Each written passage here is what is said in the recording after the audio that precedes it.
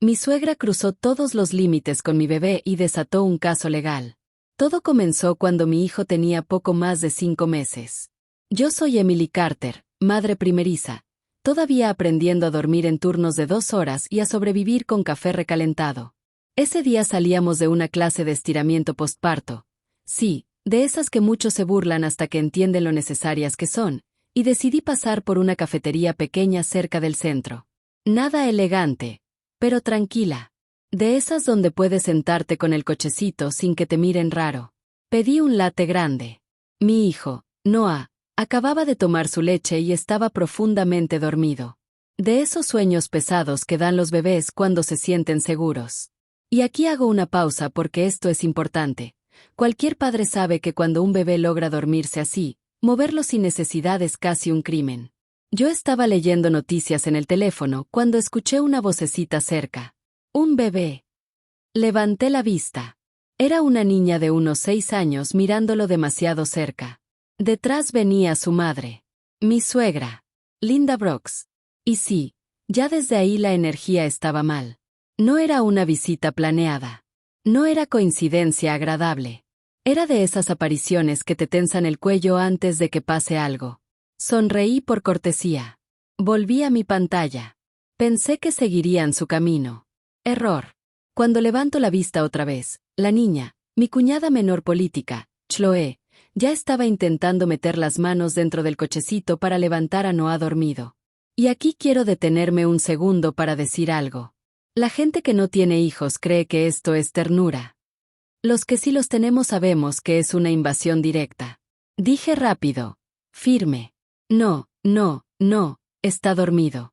Linda respondió con esa sonrisa tensa de persona que no acepta límites. No le está haciendo nada. Solo quiere cargarlo. Chloe empezó a quejarse. Quiero sostenerlo, mamá. Le expliqué con calma. Está dormido y es muy pequeño. Además pesa más de lo que parece. No es un juguete. Y aquí viene el primer momento clave del análisis.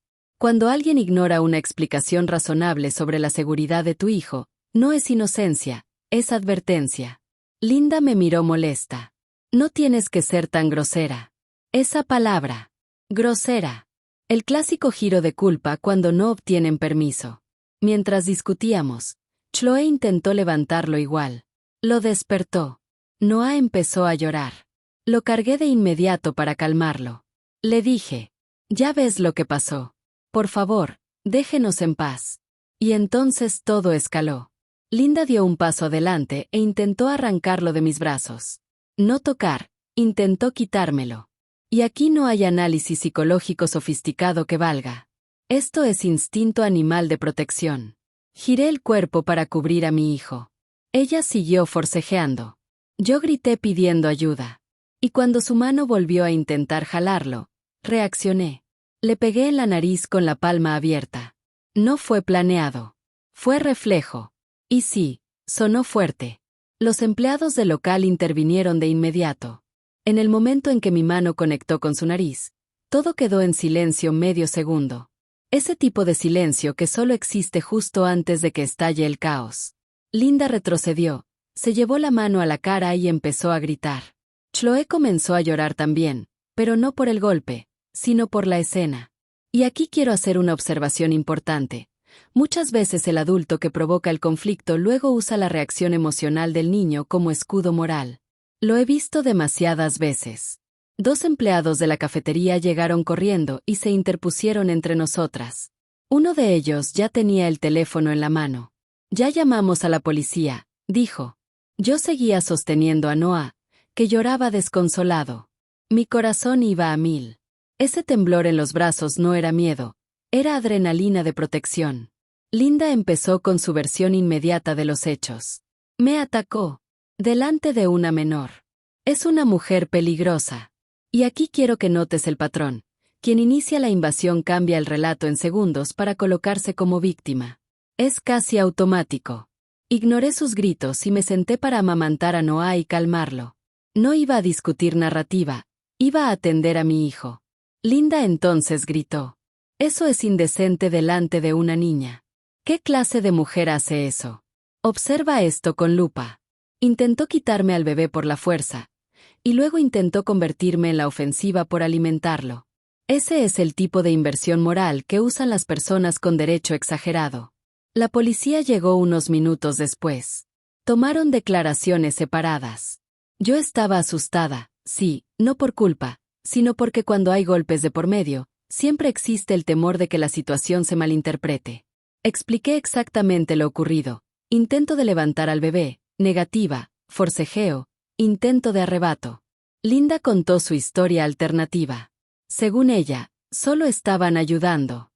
Por suerte, y esto fue decisivo, el local tenía cámaras. Los oficiales revisaron la grabación ahí mismo. Y aquí entra un punto que siempre digo en mis análisis. La verdad documentada vale más que 10 discursos indignados. En el video se veía claramente cómo intentó quitarme a Noah de los brazos.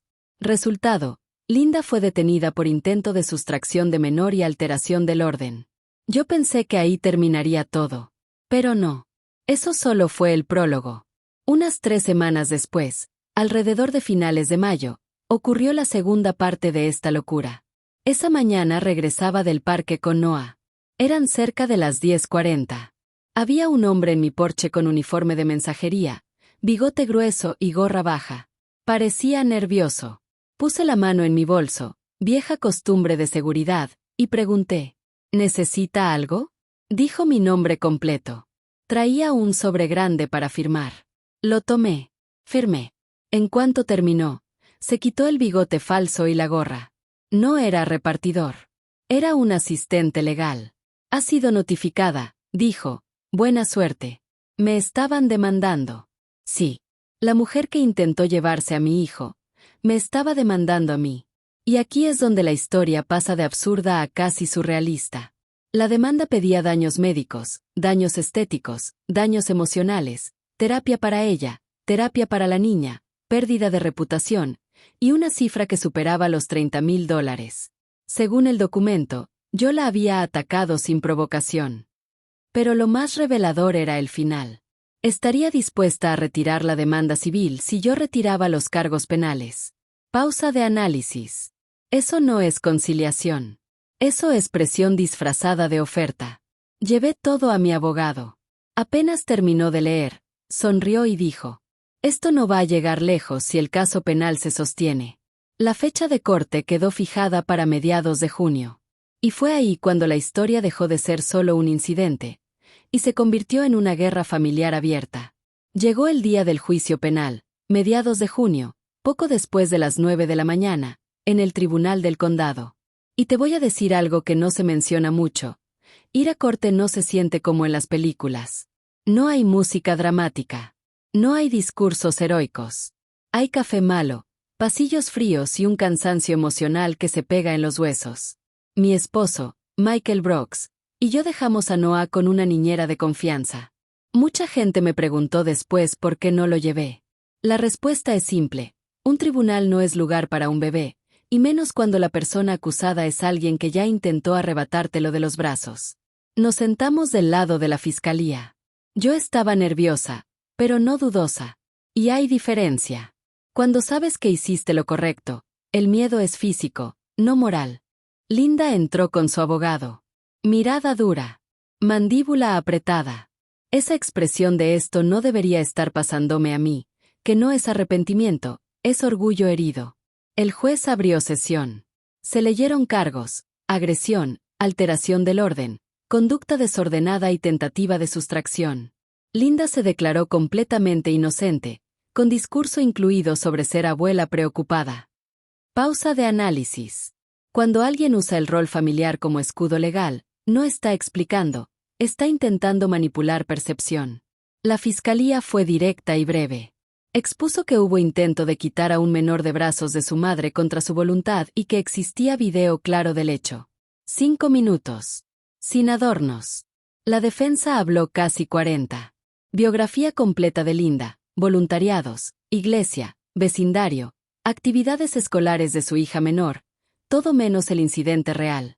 Eso es una táctica clásica. Construir carácter para distraer de conducta. Terminó el primer día. Segundo día. Antes de entrar a sala, Michael fue por café. Ahí ocurrió algo clave, y esto no salió en titulares, pero define la columna vertebral moral de la historia. El padre de Linda, Robert Brooks, se acercó a él. Tono amistoso falso.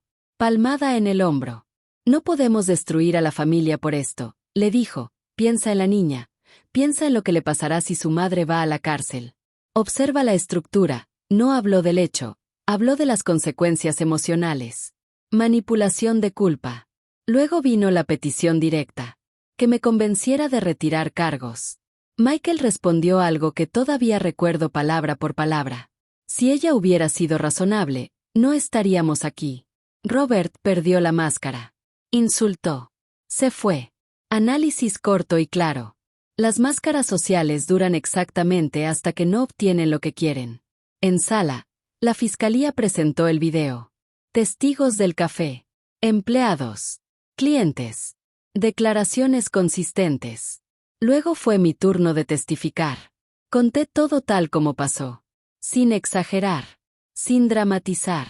Y aquí hay una recomendación real para cualquiera que pase por algo así. La verdad sin adornos es más creíble que la verdad adornada. La defensa intentó girar el relato. Usted fue la primera en gritar, ¿correcto? Supongo que sí. Entonces usted inició la confrontación. No. Inicié la defensa verbal de mi hijo. Intentaron que admitiera agresión aislada sin contexto. Interrumpían antes de que explicara el forcejeo. Es técnica de fragmentación. Separar acción de causa. Luego Linda tomó el estrado. Contó una versión alternativa completa. Que Chloe solo elogió al bebé, que yo reaccioné hostil, que ella intentó verificar si el niño estaba bien porque yo parecía inestable, que yo la ataqué sin razón. Aquí entra algo que quiero subrayar para quien escucha. Las mentiras largas suenan elaboradas. Las verdades suenan simples.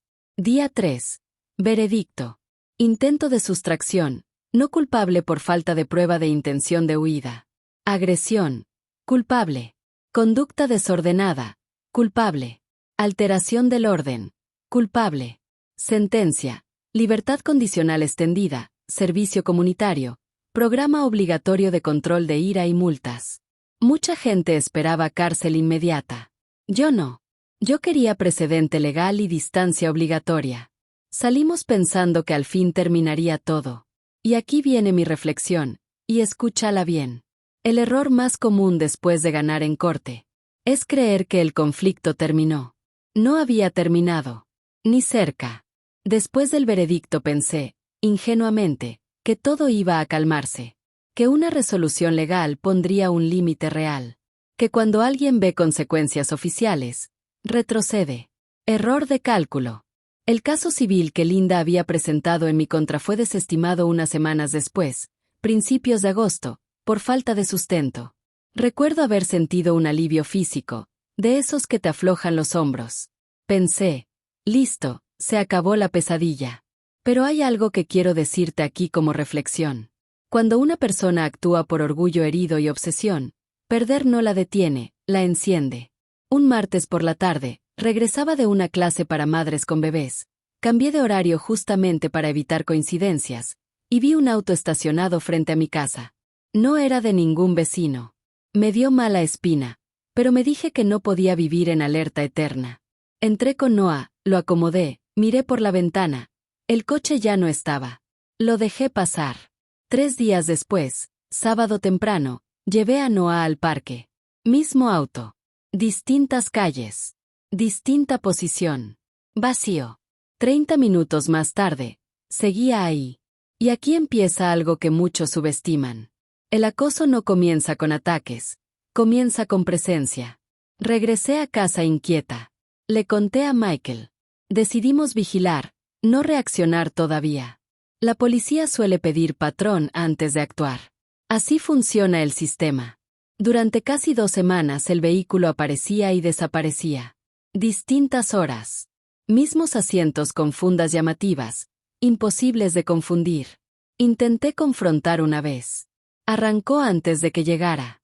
Fui a la comisaría. Respuesta. Estacionar en vía pública no es delito. Análisis breve.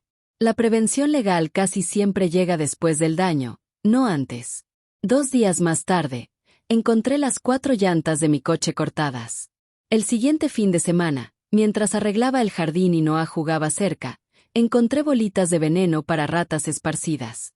No en madrigueras. En superficie.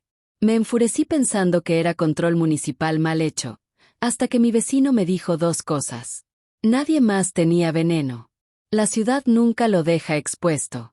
Sentí frío real en el estómago. Llamé otra vez a la policía. Tomaron nota. Sin acción inmediata. En las semanas siguientes. Flores arrancadas. Llamadas de madrugada automatizadas. Números distintos colgando al contestar. Un mensaje con foto de mi casa. Nos vemos pronto.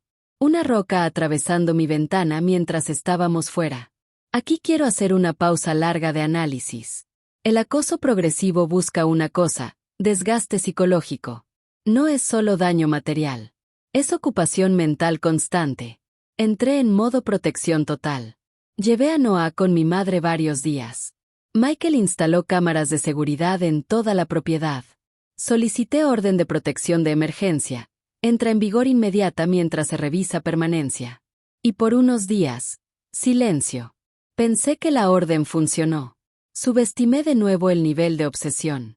Una tarde regresé del trabajo. En el porche había una bolsa negra grande. Creí que era ropa para donar o basura mal dejada. Entré primero a Noah, estaba dormido, y regresé a revisar. Cuando abrí la bolsa, el olor me golpeó antes que la imagen. Había restos de un animal desmembrado. Retrocedí con náuseas. Entré llorando. Busqué a nuestro gato convencida de que era él. Estaba arriba, vivo. Llamé a Michael sin poder respirar bien. Llegó con la policía minutos después. Las cámaras mostraron claramente a Linda dejando la bolsa. Y aquí viene una reflexión dura pero necesaria. La escalada de alguien que pierde límites morales no es lineal, es exponencial. Esa noche dormimos fuera de casa. A la mañana siguiente tuve reunión con la policía. Me dijeron que ya estaban trabajando con el juez para orden de arresto por violar la libertad condicional. Pensé que al fin la curva bajaba. Nada más. Subí al cuarto de Noah. Mientras guardaba cosas, miré por la ventana que da al patio trasero, y ahí estaba. Linda. Dentro de nuestro cobertizo. Revolviendo cosas como si fuera su propiedad. No exagero cuando digo que sentí una subida de ira instantánea. Esa ira protectora, caliente, que te empuja a correr sin pensar. Alcancé a dar medio paso hacia la escalera, y me detuve. Y aquí va una reflexión importante. El autocontrol también es protección. No solo reaccionar, elegir cómo reaccionar. Regresé al cuarto, cerré la puerta y llamé al 911. Reporté intrusión activa. Mientras hablaba, la vi salir del cobertizo y caminar hacia la puerta trasera de la casa. Intentó abrirla. Estaba cerrada. Probó otra vez. Como si insistir cambiara la cerradura. Bajé despacio y me moví hacia la cocina sin hacer ruido. Me pegué a la pared junto a la puerta trasera, pensando que intentaría de nuevo girar la manija. Pero no. Rompió el vidrio. El estallido fue seco. Violento. Definitivo. Y aquí no hay discurso bonito. Cuando alguien rompe tu puerta para entrar, el cerebro cambia de modo. Ya no es conflicto. Es amenaza. Agarré lo primero que tenía a mano en la encimera, una bandeja metálica pesada de hornear. Linda asomó la cabeza por el marco roto. La golpeé. Directo en la cara. Cayó hacia atrás. Sangre inmediata. Nariz otra vez. No fue cálculo. Fue defensa de perímetro. Levanté la bandeja de nuevo, no para perseguir, para marcar distancia. Ella retrocedió y salió corriendo rodeando la casa hacia el frente. En ese exacto momento llegaron las patrullas. 4 oficiales bajaron casi al mismo tiempo. Abrí la puerta delantera todavía con la bandeja en la mano, y lo que escuché demuestra hasta dónde llega la manipulación cuando alguien ya cruzó todas las líneas. Linda gritó señalándome. Gracias a Dios llegaron. Esa mujer entró a mi casa y me atacó. Dispárenle. Está armada. Uno de los oficiales desenfundó. Solté la bandeja al instante y me quedé congelada. Literalmente congelada. Ese segundo se sintió eterno. Análisis claro y duro. Las acusaciones falsas en escenarios de fuerza pueden matar a alguien. El oficial bajó el arma cuando otro coche llegó y verificaron la dirección del reporte. Una agente me tomó del brazo para apartarme. Yo repetía: esta es mi casa, esta es mi casa. Linda lloraba, actuaba, señalaba. Pero los hechos son más tercos que el teatro. Pedí que tomaran mi bolso. Estaba dentro, con mi identificación y dirección. Coincidía. Las cámaras también. Y además, ya existía el reporte previo por acoso y violación de orden. Vi el momento exacto en que la expresión de Linda cambió de actuación a pánico real, cuando los oficiales cruzaron datos por radio. Intentó correr. No llegó lejos. Cayó contra el pavimento del camino. Mientras yo daba otra declaración, todavía temblando, ella me miraba con odio puro desde la patrulla. Michael llegó después. Tapó la ventana rota con tablas. Limpiamos lo indispensable. Volvimos a dormir fuera. 2 días más tarde confirmaron que se le negó la fianza por violar libertad condicional y por los nuevos cargos: acoso criminal, allanamiento, vandalismo y crueldad animal relacionada con el incidente de la bolsa. Y aquí viene la reflexión que cierra esta parte. Mucha gente cree que proteger a tu hijo es un momento. No. Es una postura sostenida, incluso cuando estás cansada, asustada y sola en casa. Después del arresto definitivo, el proceso dejó de ser caos y pasó a ser trámite. Y aunque suene frío decirlo así, cuando has vivido meses de tensión, el trámite se siente como descanso. La fiscalía añadió cargos formales: violación de libertad condicional, acoso agravado, allanamiento de morada, daños a la propiedad y crueldad animal por el uso de restos para intimidación. No era ya un incidente familiar. Era un patrón criminal documentado. El nuevo proceso tomó varios meses, entre audiencias, peritajes de cámaras, registros de llamadas, reportes de daños y testimonios. Cambiaron fechas, movieron sesiones, reprogramaron comparecencias. Si alguien piensa que la justicia es rápida, nunca ha pasado por ella de este lado del mostrador. Durante ese tiempo tomamos decisiones claras. Cambiamos rutinas. Cambiamos horarios. Instalamos más iluminación exterior. Duplicamos respaldos de video. Documentamos absolutamente todo. Y aquí va un punto clave de análisis práctico. Cuando alguien cruza límites una vez, anota. Cuando cruza 2, documenta. Cuando cruza 3, formaliza. No porque quieras ganar, sino porque necesitas protección verificable. Michael fue firme todo el proceso. Y esto merece reflexión aparte. Mucha presión familiar cayó sobre él para no destruir a su madre. Pero eligió proteger a su hijo y a su esposa. No con gritos, con constancia. En corte. En declaraciones. En límites. La familia extendida quedó fracturada. Sí. Pero hay verdades incómodas que aprendí. La paz falsa sostenida con silencio no es paz. Es deuda emocional acumulada. Finalmente, el tribunal dictó sentencia combinada: varios años de reclusión efectiva por la suma de violaciones y reincidencia, más restricción permanente de contacto. Sin acuerdos familiares. Sin mediaciones simbólicas. Orden directa. El día que nos confirmaron la sentencia no celebramos. No hubo brindis. Hubo algo mejor. Respiramos profundo sin mirar la puerta cada 5 minutos. Con el tiempo, la vida retomó forma normal. Noah creció sin recordar nada de esto. Y eso es, para mí, la verdadera victoria. La protección efectiva es la que el niño nunca tiene que entender. Quiero cerrar esta historia con 3 reflexiones claras. Primera. Los límites parentales no son negociables aunque incomoden a otros adultos. Segunda. El parentesco no otorga permiso automático sobre un menor. Tercera. Defender a tu hijo no te convierte en agresora, te convierte en madre. Si algo de esta historia sirve a quien la escucha, que sea esto. Documenta, denuncia, protege, y no te dejes manipular por discursos de familia primero cuando la seguridad está en juego. La familia que protege, sí. La que invade, no.